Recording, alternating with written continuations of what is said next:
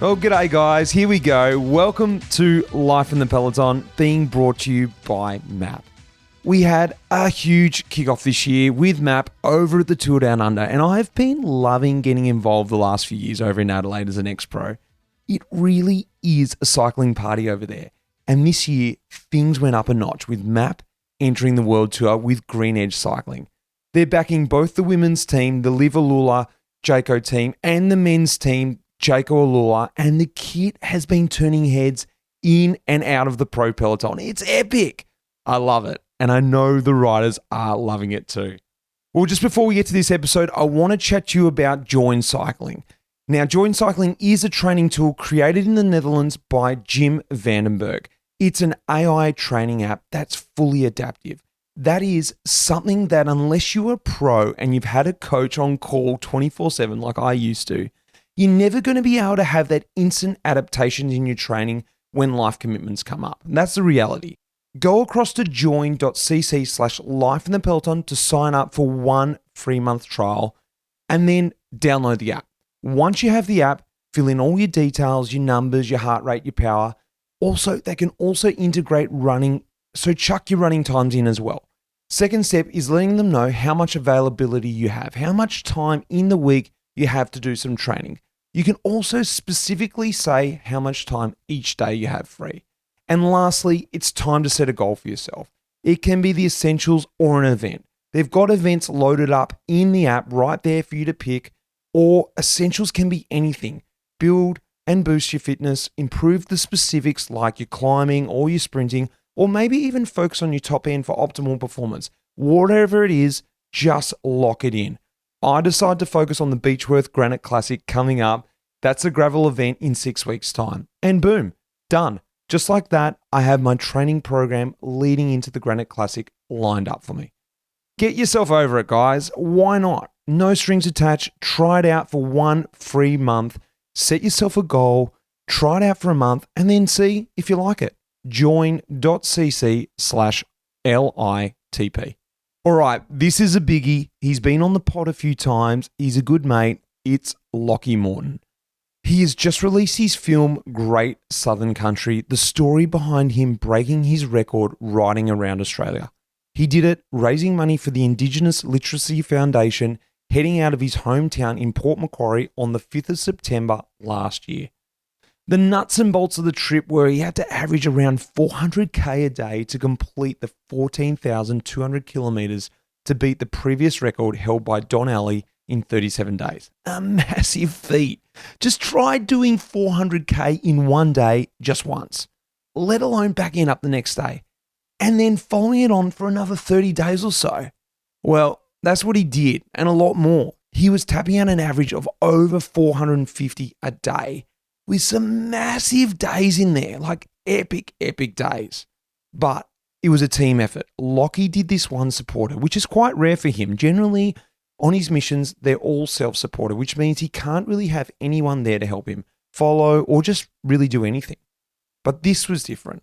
Apart from the physical support his team gave him, like getting food, mechanics, organizing logistics, there was also filming. Plus the emotional support they gave him and, well, probably each other really, because it was a massive month on the road for everyone involved. And this is what I want to know about, the story behind the story. So when I heard Lachy was coming out to TDU to premiere his film, I thought, how cool would it be to sit down with him and his wife Rach, Tom Hopper as well, who all travelled with him around Australia. Of course, we grabbed a beer at the pub right in the city of Adelaide and we just chewed the fat really. We broke down his trip and I just watched and listened as they all debriefed together. Come on guys, grab a beer from the bar, come and sit down with us at the pub and enjoy. Here we go.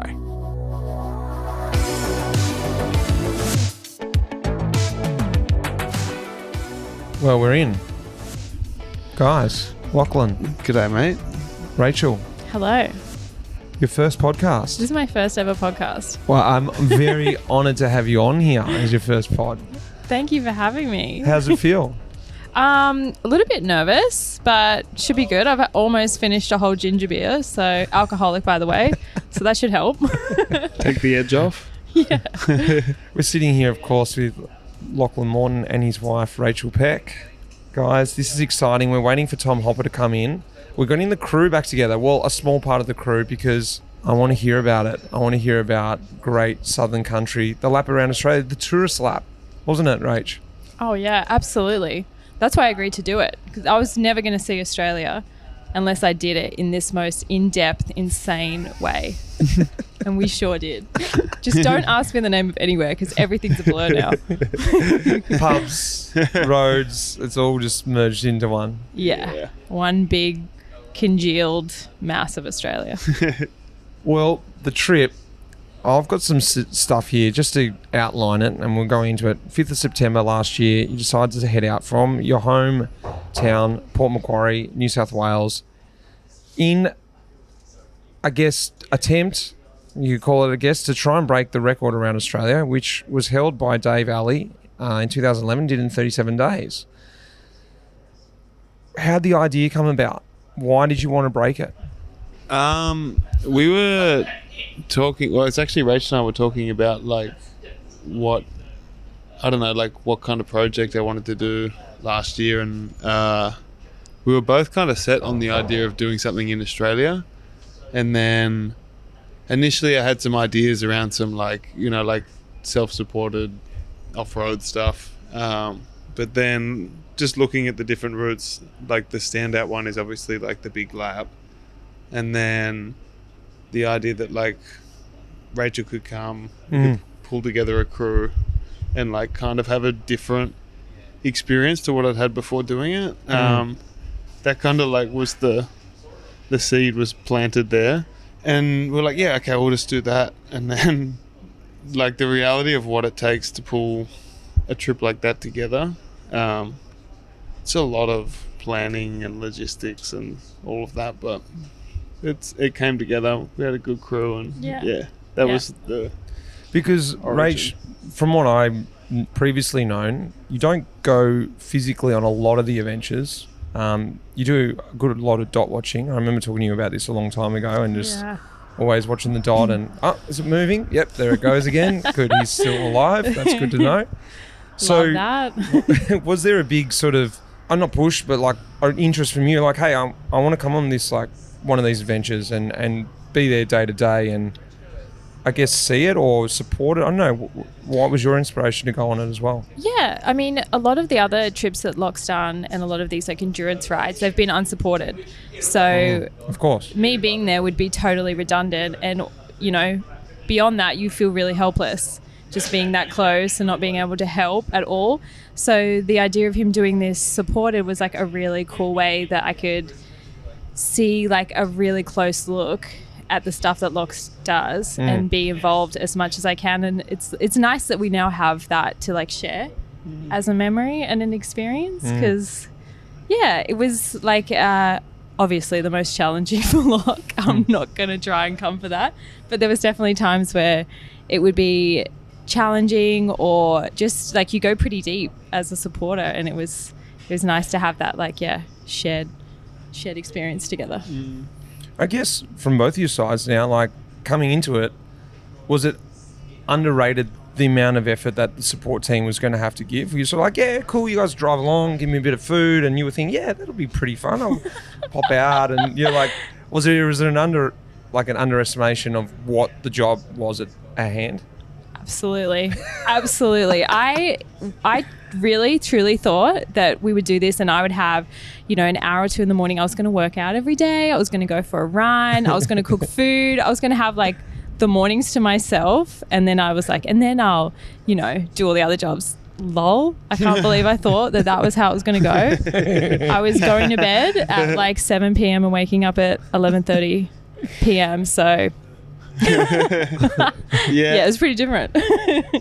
I think I'm I'm notoriously just downplay things, and also I was I'll be able to handle a lot of it myself, but I had to lean on the crew so much, and the people who were in the crew it was all very intentional, who came. Who was in the crew? Let's run through the crew. So van crew Yeah, well, so it was kind of split between two crews because we had film crew, and that was Gus, Carter, and Scott, and then we had support crew, which was in the van, and that was me, Tom, Atherley, and Graham Sears, which was Locke's original coach yep. in cycling. Yeah, Searsy, better known as Searsy. Searsy, yeah. Scott Mitchell was on, and your brother, of course, was on the original trip. Yeah. The film, so film crew was like Gus, Scott, and Carter. Yeah. Has Carter done anything with you before? So I met Carter last year. He was shooting some of the film tour, and then we just become mates. And he was actually staying at our place for a couple of days, not long before, like maybe a month. Yeah. And I was like, "Oh, you should come." And we all And just basically Once again, underplay it. yeah. Just planted the seed, and then like. We were like kind You're of bullied good him at into planting the it. seed. We were Kind like, of bullied it into well, it. what else are you doing? Why don't you just come? Yeah, He's like, even though he had a "Oh." full-time job. He nearly lost his job. But it's great because like everyone, like initially we thought it would be people coming in and out because it's so hard for people to commit a whole month of their life. And up until just before, we'd sort of assumed that everyone would kind of split it. And then everyone just committed in like the 2 weeks before. Everyone was like, "Nah, actually, I'm going to do the whole thing." Right. Did you have other people in mind, or you meant like some of this crew would swap? This in crew, yeah. Oh, so you didn't expect everyone to be on the road? Exactly. Like the idea that Tom was only going to come for the first week is insane to me. Now it is. Yeah. There's We would no have been- way we would have survived. Well, without anyone there at any time, I think it would have been really hard. Yeah. Speaking of the Speaking devil, of- here he Here he is. Tom Hopper. All right, we got our beers. Tom, We're sorted. just been introduced to Coopers. Yes, I can't wait. I think I'm going to take on that challenge. The Coopers Challenge. Where do I sign up? Is there a website or something? How did you Right get here. around Australia without having a Coopers? Did you not have one? Are they only in this area? Well, They're mainly. like all those varietals are only in this area, but you could get like the pale and the sparkling ale pretty much Yeah, anywhere. maybe I, you did. I definitely had one. 30 days in Australia? You Definitely must had. I must have had like Susie 20 would of have bought them. you one somewhere. Yeah. Yeah. But although, like, the further north you get, they become more and more rare. Yeah, what was the brand that was up there everywhere? It's great. Yeah. What's 4X. the 4X? Plenty of those. 4X, Yes. Yeah. Triple X. Did you do Great many Northern. Northerns? Yeah, Northerns I are did. cleaning. They're great. Yeah. When it's hot out, Oh yeah, it's like, couple Northerns come on. straight down the hatch. They're sobering beers. Reverse. If you're sort of just getting over the edge, do a couple Northerns, you bring your back self to zero. Like, cool, I'm hydrated, I'm ready. But Exactly. Tom, we were discussing the crew actually. We're at the very beginning and understanding, well, actually hearing how much it was sort of not understood, how much hands on deck this mission was going to take. I want to understand your role on this mission, but just in general, because you're on all of Lachy's adventures, or you're prepping them, or you're talking about them, you're creating them, you're doing the bike stuff as well. I think, tell me what your role is, I guess, in this adventure, but also in general. Yeah, so I would describe my role as sort of the adult in the room. You know, on this trip in particular, that I'm half joking about that.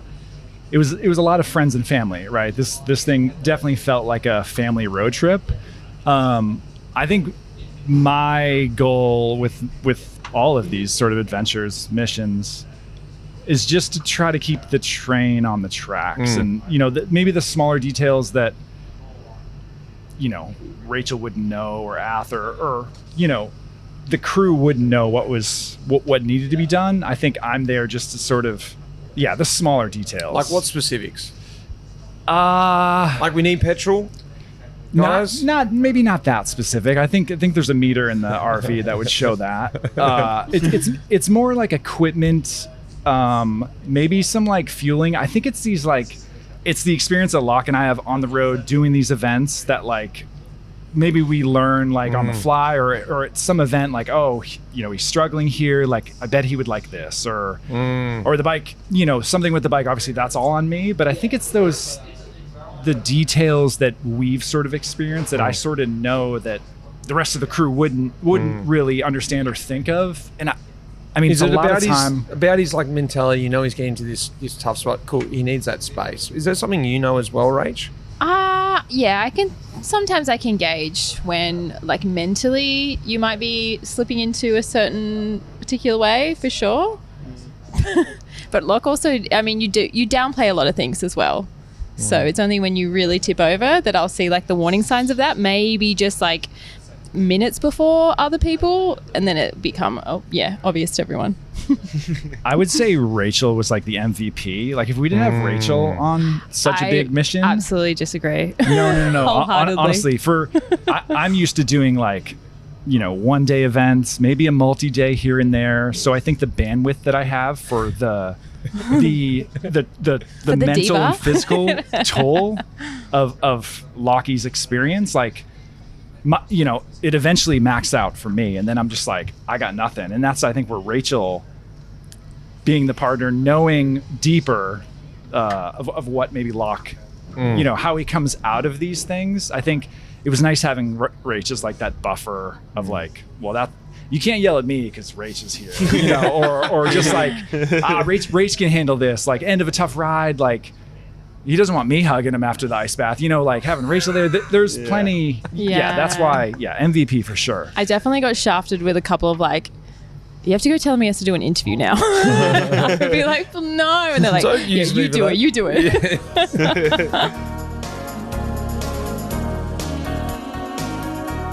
Now, Lochy may have had his support crew out there following him at times, but they had a hard time keeping up with him because he was going so bloody fast. So he navigated himself, of course, with his Wahoo bike computer. And now we've seen the release of the new Wahoo Element Ace GPS bike computer. This is a big puppy, and it really is the next step when we're talking about navigating yourself when you're out riding your bike.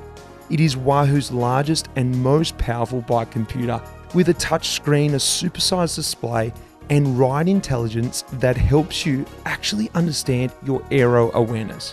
What the hell am I talking about? Well, it has an integrated wind sensor that can help you understand how to better your draft efficiency when you're out riding in a bunch. That is outrageous. And I certainly know some Neo pros in the World Tour that could probably use this feature. But it's also handy to know if you have a good tailwind or a slight wind when you're going out hunting those Strava KOMs. But really, the Element Ace is perfect when you're heading out, going on an adventure, with longer battery life, up to 30 hours, and a larger screen, which is made for following maps. It even has a built-in bell. I reckon that's actually going to come in handy more than you think. Well, go and check it out, the new Element Ace and all the products they have over there at wahoofitness.com. That's wahoofitness.com. Now, let's get back into this episode.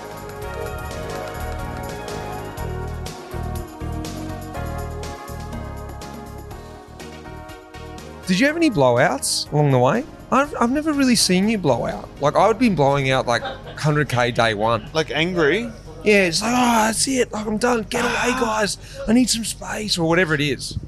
I don't know. Did I? I mean, I definitely like reached the end of my tether, I guess, like a few times. With And the wind? With the wind, like a few times solo riding, I'd have that like little tantrum moment. Did you yell like into the wind? I've done that a few times. Yeah, did that like twice. And I remember both times because I was just like, you know, when you're like, you feel like you're like, yeah, I got this. And then like, the first time was going into Esperance, and it was just like, it just kept getting stronger, and to the point where it was like, every time you think you'd like leveled up to meet it, it just like smashed you back down. You'd already used the whole, oh yeah, is that all you've got? Yeah. Oh yeah, you've only got 60k now. Bring it. And then eventually like, I can't take this anymore. Yeah, and so I had like one yell, and I was like, all right, like you get one, all right, get back to it. And then again on the Nullarbor when Susie had been telling me for days, he's like 6 p.m. on this day, the wind's going to change, you know. He's just like, it's going to change. And? 6 p.m. And like, That's too specific. way I would have too focused so specific. much on that too. I know, and I was trying not to 30 do it. seconds left of the wind. Great. Exactly. I was trying not to focus on it. But then like, sure enough, at like 6, it like the wind just like dropped. Oh, it went did work. zero, right? And I was like, oh yes, here it comes. Like, because it was supposed to be a big change, like big tailwind, and it went from like cross headwind on the left, and then just started picking up like cross headwind right, like 5 minutes later, and I was just like, Oh, you no. know, like. Sizzy. Yeah, exactly. As if it's like his fault. Take us out of the we'll take us out of the beginning when you rolled out. I watched specifically. I couldn't watch every day as close as I wanted to, but I especially watched this day. And when I first tuned in, you were so far up the road, and I didn't know what your plan was, how many Ks you were going to do a day. I'm not sure if anyone knew that, but apart from you guys, well, I don't even know if you did know some of these Ks you was going to do. I mean, I think we had a rough going. For the record, I think like originally it was like 400, 450. We thought was like if we Doable. averaged that was going to be sweet, and I think we went way above that, right? Mm-hmm. Yeah, I think initially we were like, oh, around 400 is what we need to do. Thinking like things would go wrong or whatever. Did you feel But- comfortable with 400? Yeah, then like after a few days we're like, okay. No, but before. No, like before, I mean, it's a lot of riding. Do you know, like for that distance? It's insane. And just like knowing all the things that can go wrong. And How then many also going 400k beyond that. days like do you normally bank up? You know what I mean? Like Yeah. obviously on those big missions you do more. Yeah, I but mean, yeah, it still was just like very daunting thinking that like early on in the ride would be way further than I'd ever been. You know, like beyond like day 10 or 12, it was all just like new territory. And then I was also worried about just the like how I would do it, like the monotony of it, to be honest. Yeah, that like it's kind of scared me a bit, I would say. I want to know sort of what happened after day one. You rolled out at 4 a.m. and day two you're like, nah, going out at 3:30. Day 3, 2 a.m. It just kept getting earlier and earlier. And I know later on in the trip it was like still the same day actually. Rolling out the next day at 11:30 p.m. the same day, you know? Yeah. What about you guys as a crew? You're just like, oh yeah, okay, we'll try too. So I think at the beginning, Yeah. it was madness. obviously the first week, like the excitement of like in the RV all day, and then Cool. you know, I think Locke originally had the plan. I think we stuck to was it like 6 hour minimum sleep? Yeah. was kind of the math. So basically, whenever we stopped, add like an hour of like food, shower, and then to bed, and then 6 hours from then he was allowed to ride again. That was kind of like the rough idea. So that's where Yeah. that like 3, 2. And so I was waking up because he was like, oh, you can just leave the bike at my room, you know, like you don't have to wake up. And I was like, nah, not for the first bit. You know, we'll see how it goes. And then I actually just got into that like routine of like waking up twice. So he would say, hey, I'm leaving at 2. So I'd be there, you know, 1:45, give him the bike.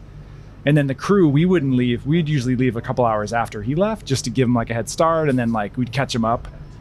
And so I was doing the like double. And I think Rachael, like maybe unintentionally, like she was up as well. And so we were doing this like, Yeah. you try to sleep. There was plenty of time to Yeah. sleep in the RV, obviously, like when Totally. you weren't driving. But that Yeah. that did change constantly, that start time. Made it so much nicer though.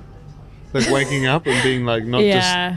you know what it's like when you're normally just like fumbling around yourself, Well- trying to get yourself together. And like also when it's just you, it feels like more Feels like woe is me. Yeah. Whereas I could wake up and then I could normally like couldn't really stand, and then but Rach would like start making breakfast. Well, I just felt so bad. Like I was already so tired, and the idea of that you were getting up to go and ride that distance, like I was like, the least I can do is get up and make you breakfast. So yeah, I would get up, make you breakfast, Yeah. put your clothes out and stuff like that, and then you would like ride off, and then yeah, there'd be times where you got to go back to bed for a few hours, which like sometimes you'd even feel guilty about, because you'd be like Did you feel guilty, or did you ever like feel bad about complaining, or didn't complain but you wanted to say something like, oh, I'm actually cooked, you know? Or like you just couldn't. Not a chance. No. And it's not, I mean, he's doing the heavy lifting, right? Like I'm riding in an RV 16 hours a day. Like how bad could that be? So like, Yeah, but he's out there just cruising in the wind. He's it's loving life. I mean, there was definitely Living the times. dream. There were times when I wish I could be alone for 16 hours during the day. Yeah. But No, yeah. there was nights where you would ride off and it would be like raining, and that was really like, oh my God, like this is horrible watching you go off into that, and we're all just so tired and all you want to do is be in bed, and then you just leaving into the night, into the rain, into the wind, and you're just like, no.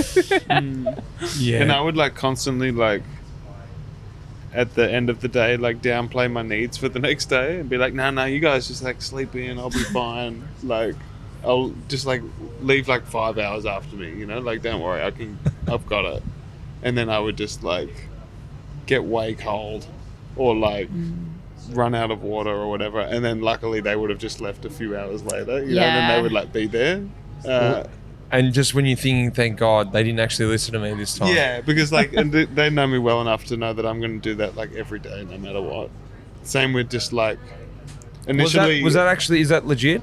Is that you were just after you'd say something like that, you're like, yeah, and then you all discuss. well, I think we're never Yeah. doing that. you and Graham would have like Totally. the coaches discussion, and I'd be like prepping the bike, and then he'd come over and be like, oh yeah, Locke's leaving at 2, we can leave at 5. And then I would go and back then, to and Tom then I and would say, be like, nah, Yeah. we're leaving at like 3. Like, yeah. I would there just, was like a math of like, no, we can't, you know, however many K you'd get ahead, like we couldn't be that far behind, because a Yeah. couple times that we did do that, it bit us. It was bad. in the butt. yeah. So we would lie, or we'd Yeah. be like, oh yeah, that sounds like a good plan, and then Yeah, And then I I'd would be say, Tom, what stoked time to are we see you. actually leaving? I would just nod my head to Locke and be like, cool. And then get the real info from Tom. Did you have any big mechanicals out there? Not really. Tom had a big job in terms What of was the bike turnaround situation? it honestly it wasn't. I mean, it wasn't. Everything was like pre-scheduled, right? So like every, gosh, how many Ks? It might have been. I was measuring the chain every like few days to see, but I think it was every like 1,000 kilometers or so, a little bit over that. The chain was getting worn, and so I had brought enough wax chains to sort of. I think I had 8 chains with me, thinking I was going to use them all, which was ridiculous. But yeah, chains, the consumables, chains, pads, which we didn't go through any pads. We used You the don't same have to ones the whole brake time. Yeah. Actually, tires. We were burning through some tires there at that one point. I think it was just the road surface and Were the you heat. puncturing a lot? No, Nah. they were coming 3 apart. punches. They were like falling apart. 2 punches. Yeah. 2 or 3. Did you 2 or fix them 3. yourself, or the car was there at that moment? No, car was there. Yeah. I had 2. One on the first day. One on. Like most of them were all within the first week, I think, and then I didn't really have any more, which was like weird because I was riding in all the crap in the shoulder like all the time, trying to be as far off the road as I could, knowing that like if I needed a wheel I could get one. But I mean, I think also it was like because it was a brand new bike. It was like Yeah. a challenge for Tom having Yeah, to learn in- a whole new system. I think also the biggest thing was just charging all these devices, right? Lights, Wahoos, the actual shifting. You know, like there were so many things. Normally, you wouldn't be riding in the dark for more than 4 hours, and a lot of Yeah. these batteries didn't go that far. So we were swapping lights, swapping batteries, having to like stay on top of that as we were driving. We're actually charging devices to then swap out at a lunch break. So that was kind of the biggest challenge, was just staying on top, or his phone, yeah, just like charging that along the way. Like that was, I would say, the biggest, is just making sure, one, we had lights constantly going, and then making sure the Wahoo was going, and then obviously the iPhone. But also, this would take place, like, I don't know, in the caravan park. We never really knew what the situation or setup would be. And so, like, I'd roll in and then, like, you guys would have the bath, like the kiddie pool with some ice or something in there, like, have some food sorted. And then Tom would start on that. And I'd go to bed being like, I'm going to get up in 6 hours. So then he'd have to have all that ready. Like, it's not much time when you think about it. It's not like you've got the 6 hours to Yeah. prepare it. It's like, I need to sleep too. Yeah. We really had, maximum 2 hours from when you would finish your ride to get everything done. Yeah. And then, And yeah, there were only maybe 2 days where I needed like maximum time, like 2-3 hours, to replace some stuff on the bike. But Yeah, I mean, it's a lot. A lot of it was just like cleaning the bike, getting the nutrition off it, like just getting it like enjoyable to ride the next day, like over and over and over again. Because just me looking at the bike and seeing what you've done to it the last like day, I think morale alone. If you wake up, you get on a nice clean bike, rolling out, I think that was. What was it like? So you mentioned the routine. Then you'd roll into the ice bath.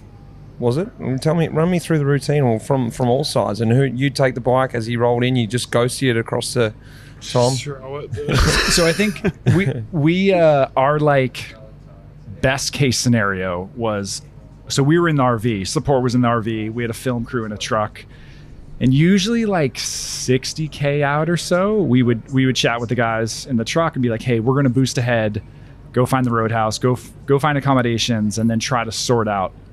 Start cooking dinner, like figure out what the recovery scene was going to be, and just, if anything, minimum, just have the room ready so we could roll in and go straight. You could just chuck the bike and then go to sleep, or eat and then sleep.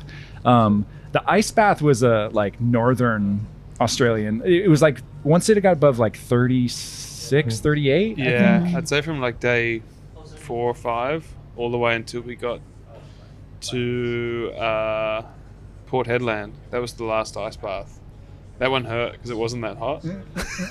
I was like, had to get in there. I was like, I've done enough hard things. Mentally, I don't want to do this. Yeah.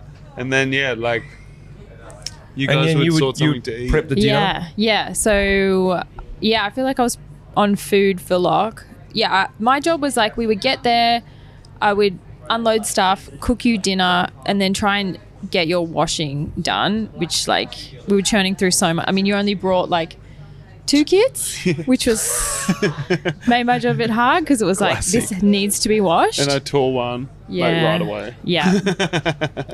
So it would be like cook you food, wash clothes, like hand washing? Sometimes, because there just wasn't the opportunity for a washing machine. Was there a moment you guys got to spend together? You know, like, look, let's just have like Fleeting half moments. an hour. Sometimes I'd sit with you while you ate dinner. Yeah. I would have dinner after you, and we would try and have dinner like as a crew if we could. I would sit with you while you had dinner, or sometimes while you had a massage.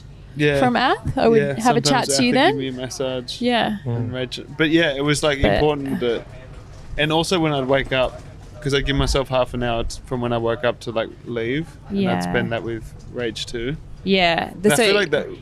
Like Rachel was the only person I could like be like vulnerable with, in a way. Do you know, like the only times I was ever like, how am I going to do this? Do you know, like today, I'd be like, oh my god, I'm so destroyed. I would have to put all that on Rach, and sometimes it felt good just to say it.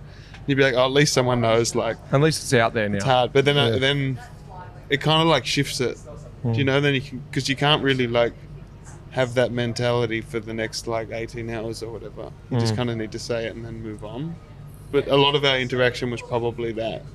Yeah. Really, like just. And you were just like, I'm like, it's fucking hard. Hey, I believe you. I believe you. What about, skip forward, can't go through every day, but day 8, you tick off a massive day. You get to the same distance as the Tour de France in 8 days, but you clock off and do a 580k ride, leaving at 11:30 p.m.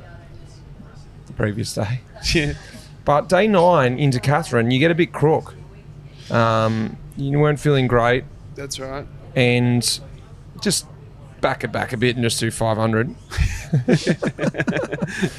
I was wondering this, because it's inevitable it's going to happen, whether you just sort of have crook guts or you actually get a cold or whatever it is in a month of pushing yourself to the limit. That's probably on the realm, pushing through that. And then, mentally, you guys remember this day, or was it a big day in the whole scheme of things, or this was just a day that you sort of just got through? I'd say that was the first, for me anyway, that was the first day things went like off plan in a way, because it's a bad palmy, I think, that got me sick. And the day before had been huge, like you said, and it was really hot, and I wasn't like super hungry, and I ate like, we got in, we're like, oh, let's go to just eat at the pub, and it was Because you nice. weren't doing that normally. Yeah, it was like it phased out pretty quick. Yeah. It like seemed like a nice idea to begin with, but then I would just be destroyed. Like I think we had one night when we decided to go to a pub and we drove somewhere, and it just ended up being like a 2-hour thing, and I was just like I fell asleep at the pub, and it was like okay, but we shouldn't do that. Anyway, we did this night, and then I only ate like half of it, and then went to bed, and then I think Carter finished it. And he got sick too. And so I woke up and I was just like, I feel weird, and I had zero appetite, which was normally I'd wake up and be like, I'm hungry. And then I could feel the food sitting and then started writing and threw up a few times and then just couldn't, eat. And then again, I'd told the crew to leave later, but they... right before they caught me, I pulled off to a roadhouse to try and buy some water because I was just drinking water because I felt dehydrated. And then when I stopped at the roadhouse, they went past. Oh, I missed you. And there was no reception, so I had no communication. Were you guys thinking, you couldn't have got this far? All you had is dot, though. No, but they needed reception to see the dot Yeah, right. on the phone. Yeah. Also. And I also didn't have, like, I pulled into the roadhouse and realized I didn't have any money. And I was already drinking the water. I feel bad about this. And I was drinking the water and then went to pay and couldn't pay. And I'd already drank half this bottle and I was kind of like... And the guy didn't know what I was doing. I was sort of like, oh, sorry, mate. I don't have any money. I don't have any money. And did then he do? started. And then you guys worked it out, came back. And then...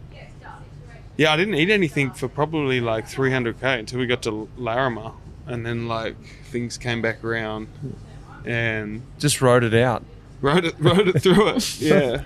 And then we stopped at that Larimer pub and then things came back around and we got positive and it was fine. Like I remember finishing, well, by the time we finished in Catherine, I was back in good spirits, I think. But it was like kind of a reminder of like, oh, things could just go sideways pretty quick, Yeah.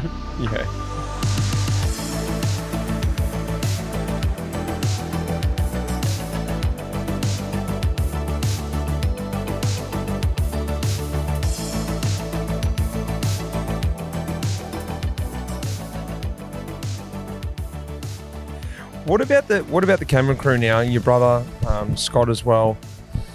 Carter, you were speaking about these guys. They're on a bit of a different regime, and like, was it, I guess, annoying? Like, I know when people are out there, like even on a training camp, or even when we've done a couple of little missions together. The last one across to here, actually, and the car follows too close, and you can hear the car. You're like, seriously, like, just go. Like, was it comforting for you, maybe having a car around the camera crew, filming you, or was it like up and down, annoying? You liked it, you didn't like it. What was all that like? No, like going back to like who they were, like I'm so tight with them all that we had our own little jokes. And because they were on a different schedule than like the support crew, so they would like fill in gaps. So they still had bottles and stuff, so I could still get bottles from their car, but we had our own just series of jokes. So it felt like, for me anyway, with the crew, whenever I stopped and that, it was like more, not serious business, but like we had things to do. That was when like the rushing happened. But with the film crew, they could drive along for a while and we'd just like, I don't know, shoot the shit and like have a laugh. But then the flip side to that is sometimes it's like they're just observing you at really hard moments. You kind of know that the harder it is, the better it is for them in a way, like for what they get more excited. So like there was definitely a couple of moments when they were like filming like particularly hard spots. But there was one night I ended up just like walking in the sand for ages because I like made a really bad route choice. It was completely my fault, and it just meant I was walking in the sand, not knowing how long it was going to be. Yeah, Gus was filming, just like walking kind of with me. And there was like a bit of me just like knew that he was just loving that, but also like knew it was split for him because he was also just like wanted to help. He's like, finally something different, not just riding along a big road. Exactly. You know? So yeah, like both of those things, but not nearly as annoying because of like who the crew is. And it was hard, I think, when you wanted just like a private moment. Remember Scott would sneak the boom in sometimes.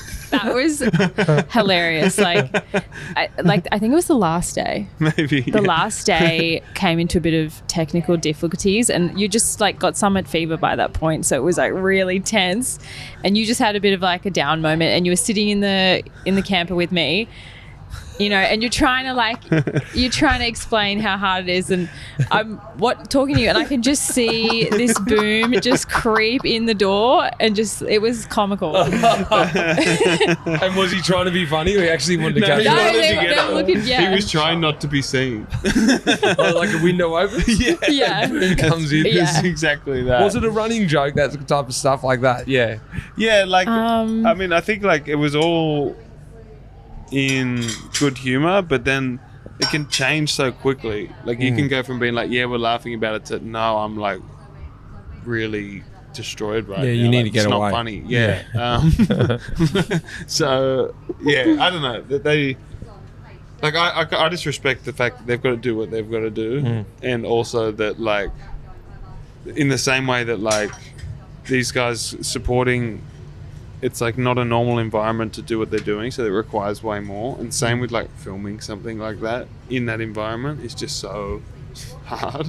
Yeah. That we were one crew, you know. It wasn't like different.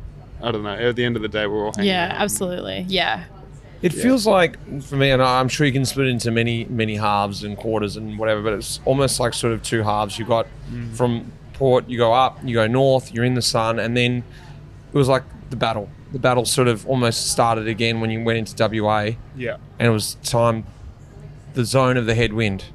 The weather sort of changed. It got a lot colder. I'm just sort of wondering for the crew too, because it's deep. It's sort of like you got into WA, what is it, day 12, I think. And then, you did a massive day from Broome, 600k day as well. And skipping ahead, you started getting headwind and rain in day 17. But you decided to put some tempo efforts in there, fight the wind. The wind always wins. Wind always wins. The gods, the weather gods. Yeah. What was it like, I guess, the shift, and maybe it's something for you, Tom, like you're seeing the lap of Australia and, I didn't know what you imagined Australia or how many times you'd been here or what before, but like that outback, I've never been up there either. Like that's what I'm assuming everyone thinks Australia is, this red sand and hot. And you come into WA, it would still normally be sort of hot there and stuff, but the weather started changing over there. It was September still at the end of the day. And then I guess you coming down through Victoria as well. I know I'm skipping way ahead, but that's the sort of the second half that I see. Victoria's very cold and at that time of year, cold. So what was the crew sort of thinking then, and you too, like now it's a different battle. You're not battling the sun, you're battling the wind, the weather's changing. It's not actually that comfortable rolling out in the morning. Rolling out in a hot morning can be somewhat nice. Nice, yeah. Yeah, I mean, for like you nailed it in saying it. Like in my head, it's definitely two halves, and the challenges on the first half were mainly physical, because you had more motivation, but body adapting, like everything. All the main physical discomfort I had was in the first half, like with my Achilles and just like body adapting. And then the second half was way more mental. That was my experience. And you're getting more tired, just like... Mentally tired or mentally physically, tired. obviously. And so for me, like getting through that headwind section, which took us basically halfway across the Nullarbor, so it was more or less a week, maybe more. I don't even know. It felt like forever we were riding into the wind, and that just took all my mental Willpower. biscuits. Yeah. Like they were all kind of used up by the time we hit the Nullarbor, and then I feel like mentally I started to crack from then on, and then the crew's job became way harder because there's a few bad calls I made to where like I kind of exposed myself and it wasn't like safe, I would say. Because of those calls, I think the crew, well, they had to just be around me then. So then they were on my schedule plus working. Yeah. I don't know. Would you agree, guys? Yeah, towards the end, I would say the trucks started to really scare me just because there were stretches of road where there was just no shoulder, but that was the only option to be on those roads. And like these road trains are just like, I've never seen, I didn't even know. I thought they were just colloquially called road trains, but they have like signs on the back of them that say road trains because they are just that. They're just these huge vehicles, and like watching Tiny Lock right beside them, and like, you just feel the wind rush past when they go past, and it just started to get really like, oh my God, like he's so tired. These trucks are just, you know, relentless.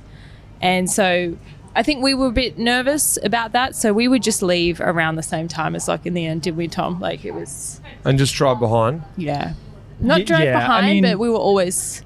Yeah. I think when we were on the western coast, right, we saw that crew, those two guys that were doing maybe like a 300K day for charity, and they had an RV that was like parked in the lane the whole time, creating all sorts of traffic. So backing way up, like when we originally started this, you know, safety obviously first, but we realized also in an RV, you can't just sit behind lock with all the cars. And so trying to stay out of the way and leapfrog was kind of a goal. But for me, when we were planning this and looking at the map, and I was like, oh yeah, we're going to be by the coast the whole time, right? We're just doing a lap. Like we're always going to see the ocean. This is going to be great. We're taking the scenic route. Yeah, what and are you so like talking most about? of the route was what I like envisioned or like what I could picture, right?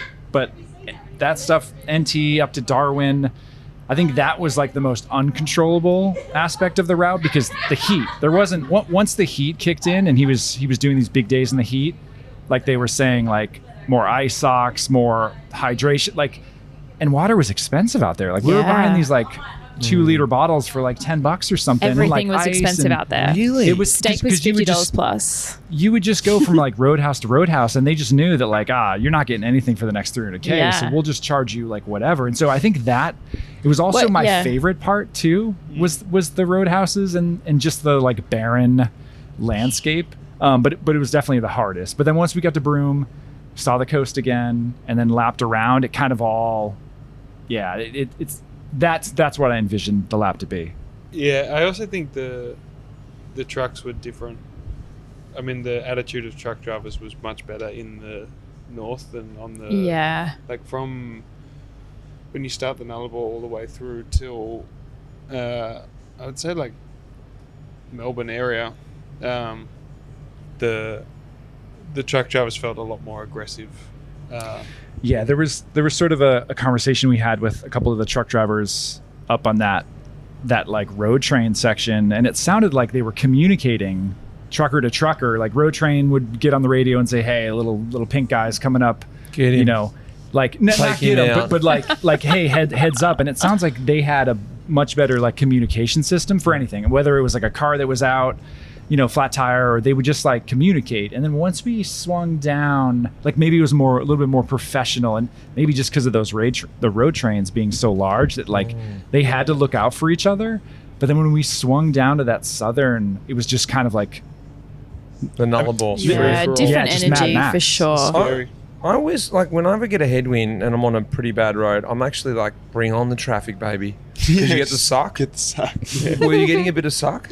Or were you just sure. like, I didn't want like suck? A little bit, but like not worth the risk. But it was, they kind of like fishtailed at the end because like the trucks were so big. Yeah, so and then you get like because they're so big, if they block the wind for a second, you get the full-on turbulence. Because what about the truck coming the other way? Would you get the extra headwind? Oh yeah, they like kind of stop you dead. I would do the like full super tuck when you'd see them coming. I'd like duck my head down, like get as low as I could, and it's just like shake you, and then you're like, all right, back out of the seat, like try and get back up to speed. 900 watts, 4K an hour. Exactly. What about the technical side of things? Before we keep moving into Victoria, the best part of the trip, obviously, the tech, like your bike, it'd be good to run through just a few things. Like you had the tri bars there, your semi-deep dish wheels. Like it was a pretty fast setup, and like I loved the wax chains, the feeling of just being on a fast bike. It felt like a race bike. Yeah.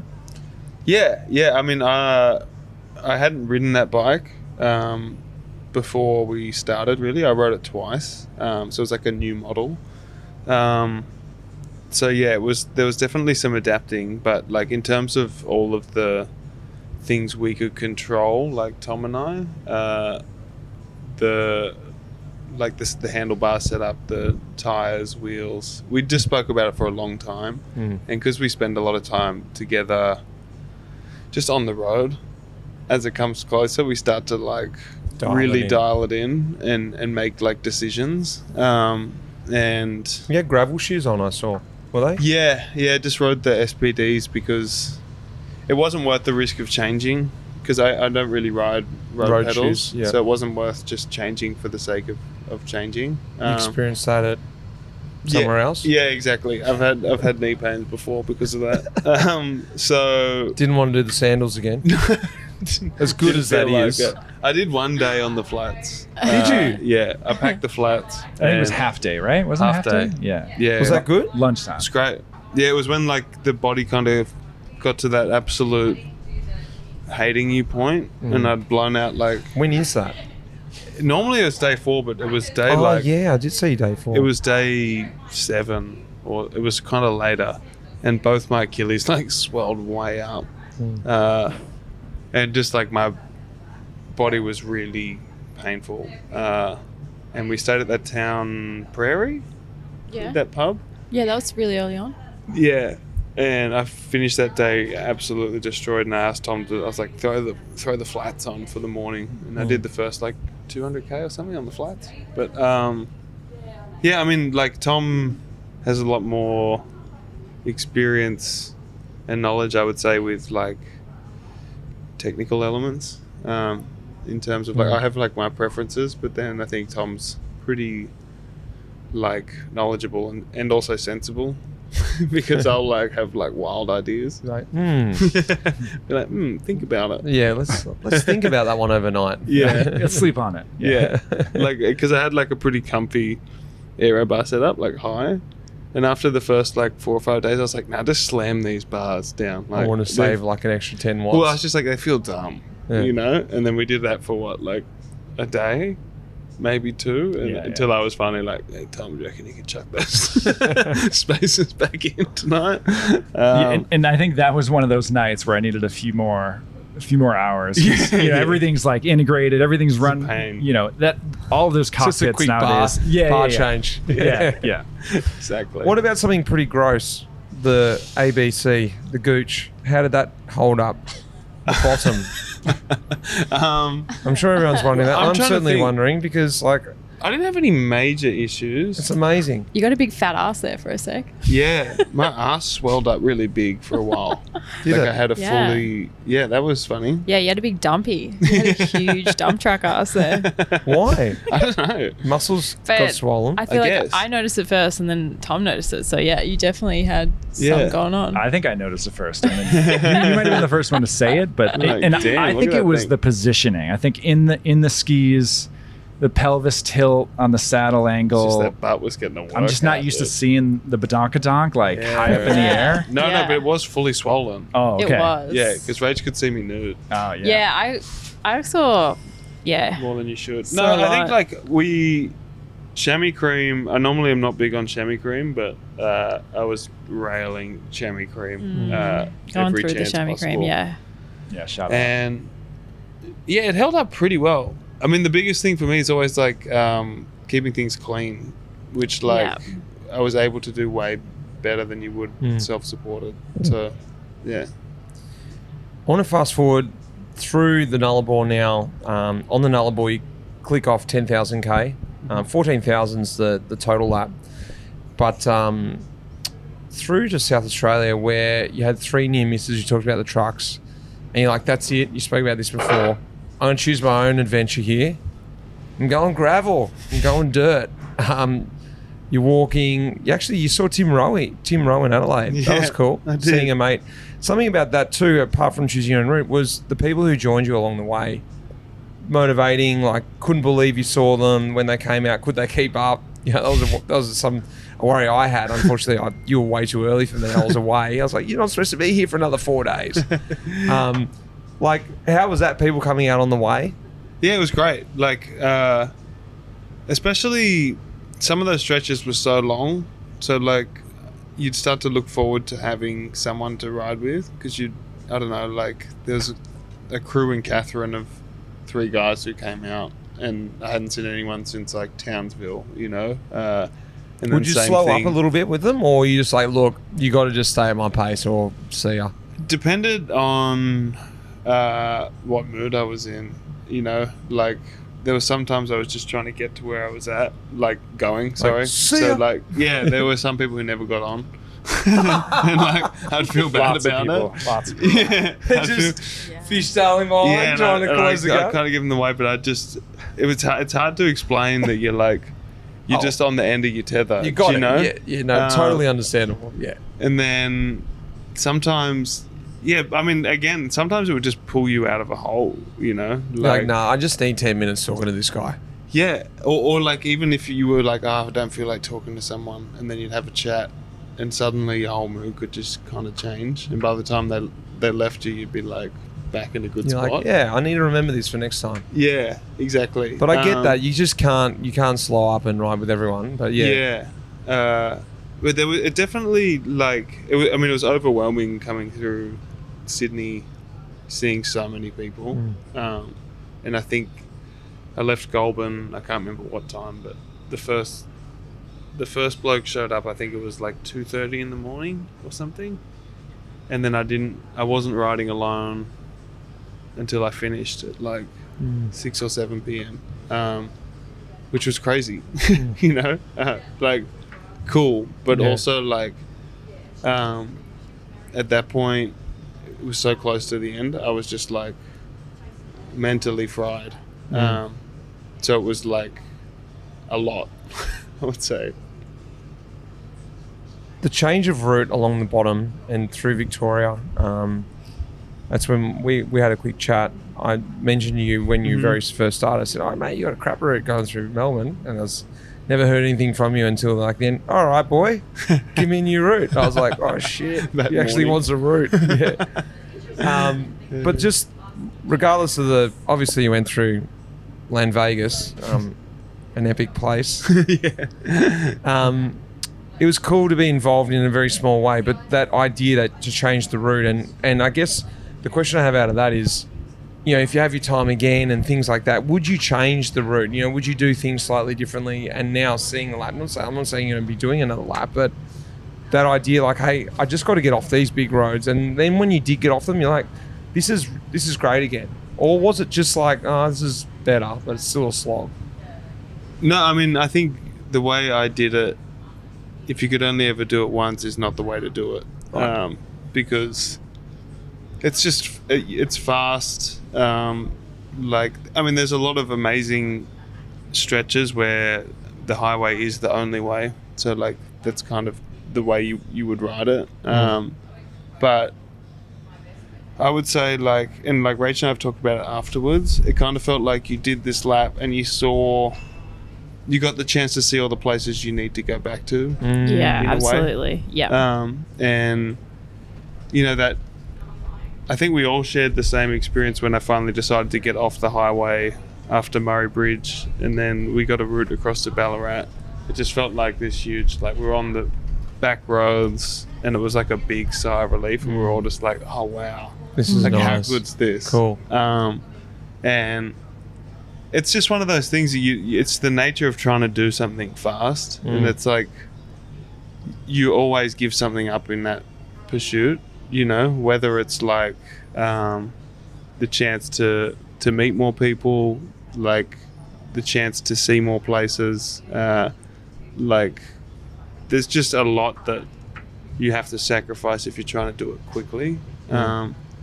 But in some ways I wish there was an established route. I actually think there needs to be an established route, which like it's kind of it's different than the thing I did, but I think if you established a route, you could make something really, really nice. That it wouldn't be as fast, but it'd be a lot safer and would give you a much deeper insight, I think, into Australia. Coming into the last couple of days, you mentioned going into Sydney and, you know, crossing the Sydney Harbour Bridge. I guess for the crew too, like smelling the end, feeling the spirits turn around, you know, sort of from Goulburn on, you're like, you know, obviously a big high through Lancefield, but, you know, it would have been low afterwards until you got to Goulburn, of course.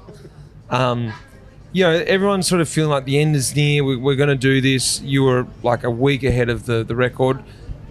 Who was talking about the record anymore? Were you really concerned about that, or was it just like, we've got it now, or did that just sort of go out of the picture after a while? I mean, I think once we got halfway, we knew we were pretty far, or Lachlan was pretty far ahead of the FKT. And so, like, if anything, we could have slowed down a little bit.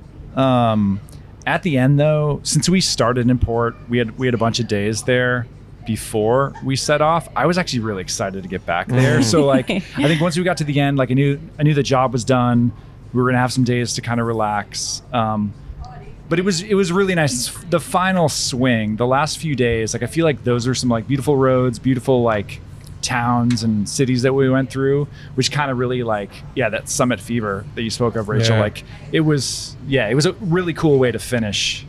And also it's that you're doing an unsustainable thing.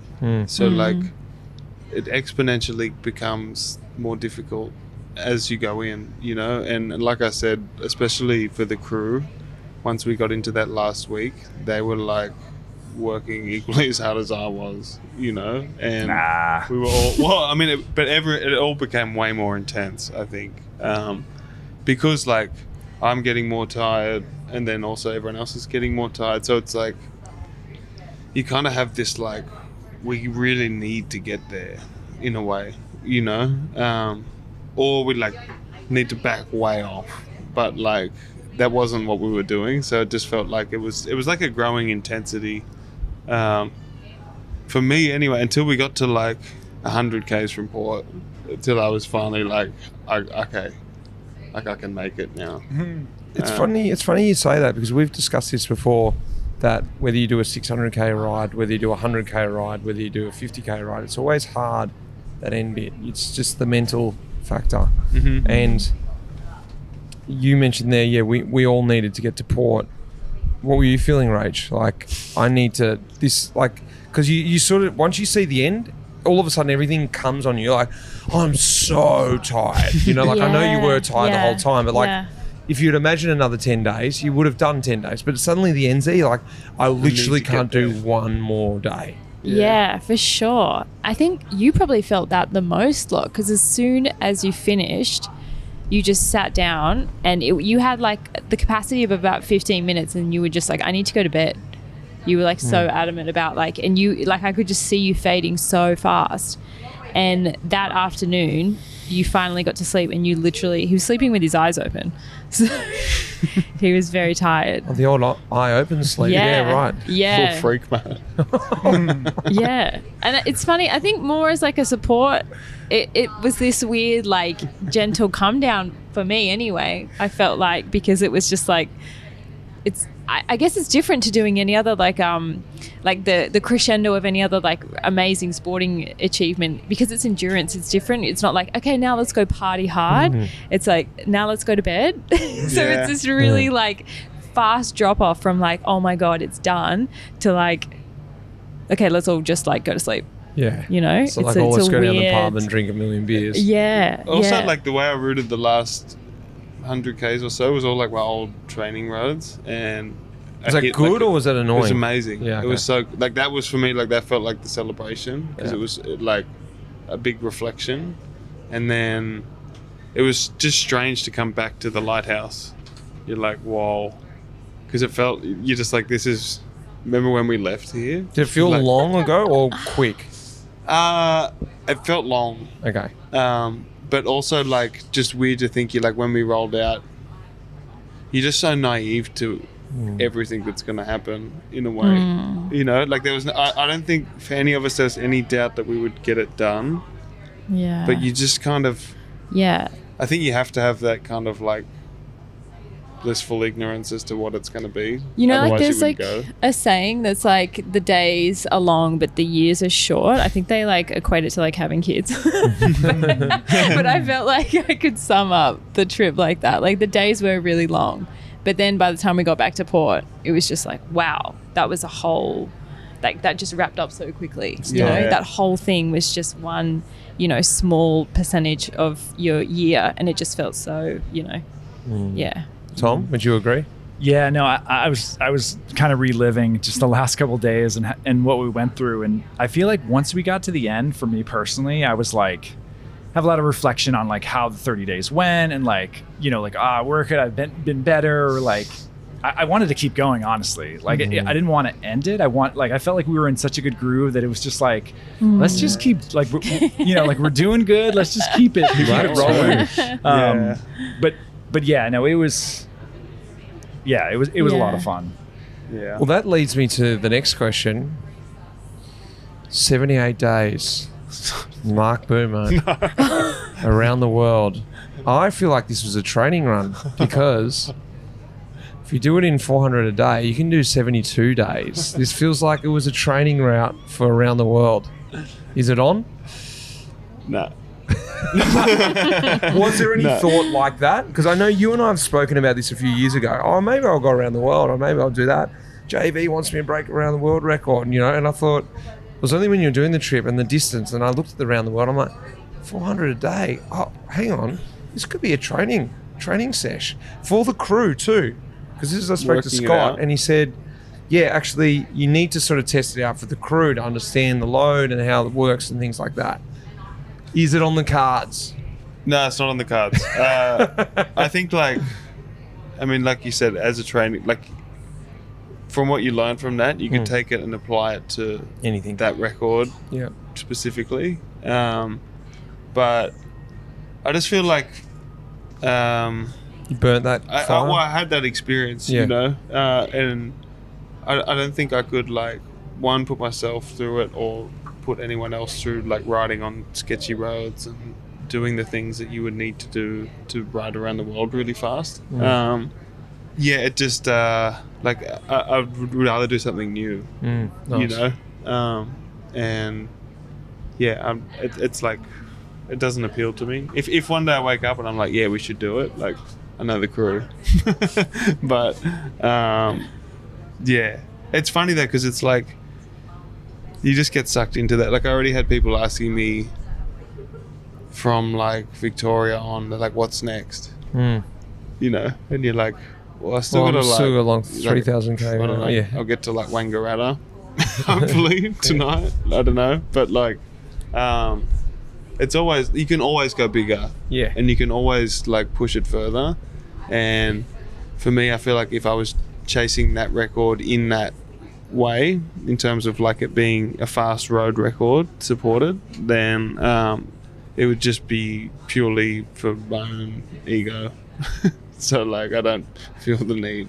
But yeah, anyway, but I will say that like I enjoyed having a crew so much, you know, and it like in opposed to the other missions that you do, like they're obviously unsupported, like Rachel was saying that you can't have a crew, but like having a crew was something extra. It was amazing, and it was something I was nervous about before, like how I would interact with the crew in those intense moments, and like just how I would be able to hand off like those responsibilities and that. But it just enhanced the experience so much that like that's something that like I feel like I've taken from that ride and been able to apply more to life now, where I'm like, everything's just better with people, you know. So like, yeah. Well, this has been very special, guys. I love hearing, like, I don't know if you guys enjoyed it as much as I did, but I thought it would be nice that we could all just sort of hear each other's stories. Well, you guys could hear each other's stories and just sort of go, yeah, cool. I really love just hearing it in this kind of way. So thank you very much, Rach. Thank you. Yeah, Lachy, it was great. Thanks, mate. Hopper. Of course. Yeah, thanks for having us. Great to have you guys. Cheers, man. Well, guys, what did you think of that? How great was that? Did you feel like you were sitting in the pub with us, having a cold one, chewing the fat, hearing the stories? I love chatting to Lach, and I loved hearing from Rachael and Tom too, because they were out there on the road and I knew they would have some great stories to tell. Well, if you haven't seen the film, don't worry. If you didn't get to one of those premieres, the film's coming out online just around the corner. Next week, the film is dropping on the 18th. So I can't wait to see it as well, because I didn't get to go to one of those premieres. And now we've got the backstory, the whole story. We heard from Lach and we heard from the crew. So it's going to be good to piece it together with the film. A big thanks goes out to our major partner, MAAP, of course. Love working with them to get the podcast to you guys this year. Red Bricks, who are stringing it together.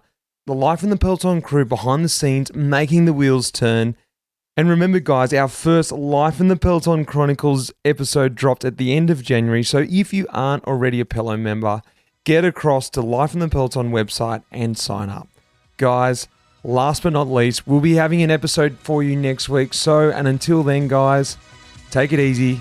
I'll speak to you then. Cheers. That iconic music in this episode was composed by none other than the legend Pete Shelley. Cheers, mate.